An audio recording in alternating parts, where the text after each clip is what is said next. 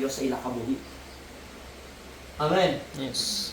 That's why there is 35, magpangamuyo ka mo. Ano nga pangamuyo ni kuno? Oh, ginataduan kita dire, it is a command, magpangamuyo ka mo. Hindi lang ni sa mga tao sa Israel noon, kundi sa tanan nga apon subong kita anak sang Dios. Magpangamuyo ka mo. Ano nga klase pangamuyo? Oh, araw sugpon dira.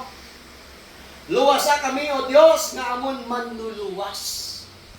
Nagkabalo ka gid within pila lang isa ka bulan nung anong nga ba bagyong nag-abot.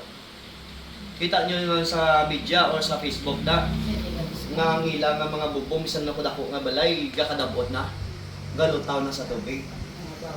Actually nagambal ang Ginoo, hindi ko pagsilutan ang kalibutan pati sa tubig naman. Right? Yes. Ina pa lang nagapabatyag kay nagapakita nga ang Dios malapit na lang magabot. Amen. Hindi pa naamoy ya. Sino sa Ginoo ya tunawon gid niya ang kalibutan paagi sa sopre or kalayo. Kalayo. Grabe. Why ka naginiyap na guwan? Subong niya kung mayo ang barko mo, bisan nung pakadako sang baha, manutaw mo. Kita man sa barko, daguro daw pila kabalay guro na.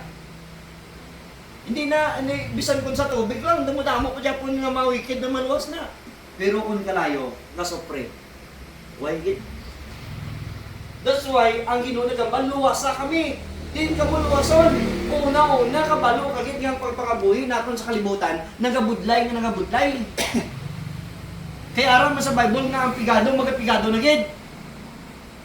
Ang manggaranon, mga manggaranon na gid kingaman, tungod sang ilang nga mga taktika, nga mga madaya, mga makawat, o di ba?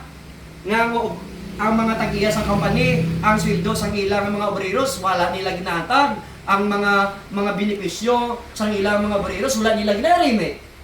So it is biblical. Ang benepisyo mo nga para sa imo SSS, PhilHealth mo, wala nila ginarimit. Ginabulsa nila kay napabangko para mag-increase pang interest, para magmangranon pag isla. Pero sa isang Ginoo pa, muyo kamos niyo. Naluwason kamo sang Dios.